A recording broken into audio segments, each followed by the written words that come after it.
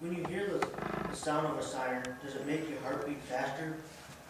Have you ever wondered who is it that mans the ambulance vehicle? When did they start? Where is it made now? And where is it at in the future? In other words, who is going to take care of us when we are sick or get injured? The word ambulance comes from the Latin word ambulare, meaning to walk or to move about. The word originally referred to as a moving vehicle. Some of the earliest ambulances recorded dates back to the times of Napoleon Bonaparte. During the Civil War, vehicles for conveying the wounded off the field of battle were called ambulance wagons. Some field hospitals were called ambulances during the Franco-Prussian War of 1870. The first civilian ambulances in the United States were horse and buggy teams at Bellevue Hospital in New York City. The horse and buggy teams were organized by Dr. Edward L. Dalton in 1869 to transport injured to surgery quickly.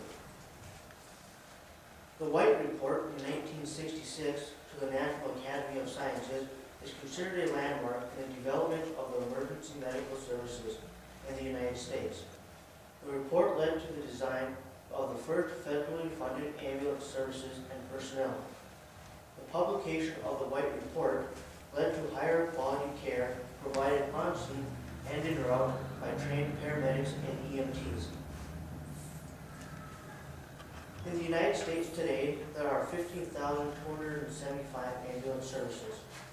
There are 48,384 ground ambulances and 840,669 personnel in the United States that work in EMS. As you can see in your handout, there are 9 types of systems in the United States. 38% were made of fire departments with cross-trained personnel, 13% are private companies, and 2% are public utility models, just to mention a few. You can also see that the EMS system is staffed with 5 different levels of personnel. 11% are first responders that are the least trained, 53% are EMT basics, and 41% are EMT paramedics. These personnel on the bus systems listed handle from 1 to over 100,000 calls per week. 0 to 100 calls per week are handled by 6% of the systems. 1,000 to 10,000 calls per week are done by 40% of the systems. And 100,000 plus calls are handled per week by 2% of the systems. North Dakota originally had over 200 ambulance services.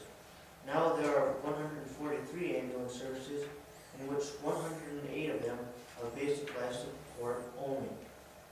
Of the 143 ambulance services, 31 are private and 112 are volunteers. The reason why most people get into the EMS is for several different reasons. One reason is because they either have a family member or have a friend that is in the EMS field, or they want to help the community. In North Dakota, 90 to 95% of people join an ambulance because of their dedication to the community, and only 5 to 10% chooses EMS as a career goal. With changing standards and requirements needed, very few people are able to volunteer to provide EMS in the community anymore. In the U.S., rural states, we have extreme shortages of EMS providers.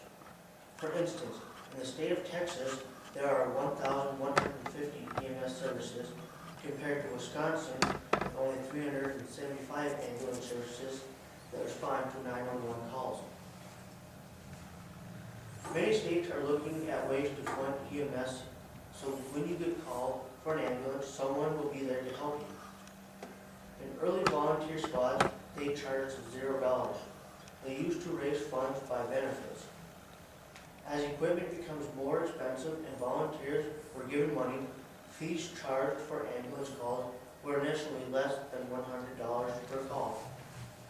It has come to the point now where Blue Cross Blue Shield rates pay $12.25 per mile plus $450 to $850 rates. In the last 15 years, counties have taxed for EMS.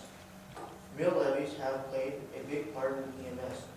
Each county can get 2.25 to 10 mills, and it helps offset expenses of EMS services. Currently in North Dakota, the North Dakota Emergency Medical Service Association proposes a $6.2 million budget to the North Dakota State Legislature to ensure adequate EMS services are maintained in North Dakota. This may seem like a lot of money, but to staff one ambulance 24 hours a day, 365 days a year, at $7.25 an hour for staff is a total of $127,020. Also, on an average, one ambulance costs about $110,000. With an advanced life support ambulance, equipment costs about $40,000. There are other expenses that should be considered as well. The cost of fuel, maintenance, disposable supplies, continuing education, additional personal expenses, and miscellaneous items. The total cost for one ALS ambulance staffed minimally for 1 year is $409,520. So as you can see, when you hear the siren, it takes a lot to see that you are taken care of properly. It is a system that has been developing and changing for many years. I hope it continues to progress in the future in case I ever need to use it.